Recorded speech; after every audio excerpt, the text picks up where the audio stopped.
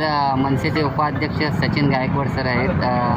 Sir, दापोलीमध्ये पाळले गाव ठिकाणी आज दापोलीत लक्षवेधी उपोषण घेतले जात आहे, काय सांगाल आपण?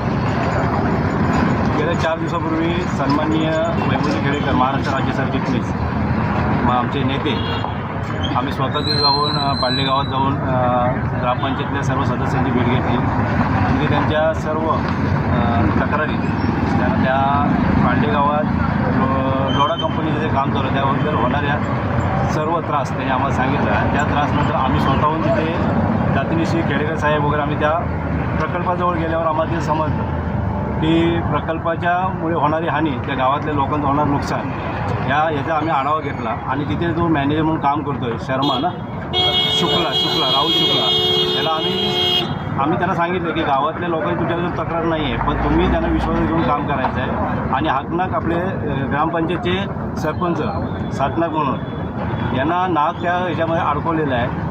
आणि ह्याला सर्व जबाबदार ती लोक आहेत. तर आमचं असंच म्हणणं आहे की जे खोट्या तुम्ही केसेस केलेले आहेत त्या खोट्या केसेस तुम्ही मागे घ्यायच्या आहेत. आणि आमच्या पाळले ग्रामपंचायतची हे सरपंच याला सोडवण्यासाठी तुम्ही स्वतः प्रयत्न करायचा आहे. याचा अन्याय जर तुम्हाला या सर्व गोष्टी जो आम्हाला त्रास देता तुम्ही आमच्या गाववाल्यांना त्रास देत आहे तो त्रास तुम्हाला सोसावा लागेल.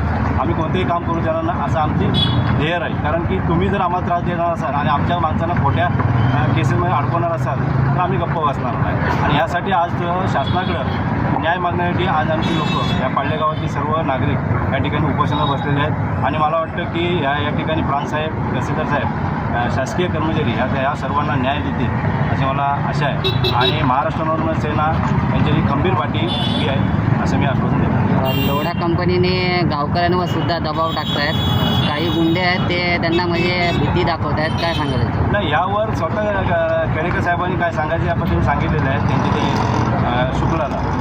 त्यामुळं ते पुन्हा मला वाटतं अशी दादागिरी करणार नाही. आणि मला वाटतं त्या ग्रामपंचायत सदस्यांनी त्या नागरिकांना विश्वास घेऊन पुढे काम करतो. कारण की त्या मॅनेजरने आम्हाला त्याचं आश्वासन दिलं आणि ते दिलं नाही तर मनसे आणि लोढा आहेच. आज गावकऱ्यांनी तो उपोषण घेतलेलं आहे. गावकऱ्यांचं म्हणणं असं आहे की लवकरात लवकर हे काम बंद करावं.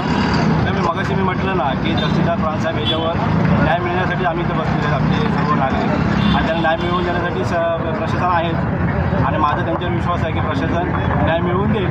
मला वाटतं संध्याकाळपर्यंत उपोषण सुटेल देखील. आता स्वतः प्रांतसाहेब तहसीलदार साहेब इथे आलेले आहेत आणि न्याय देण्यासाठी झालेले आहेत.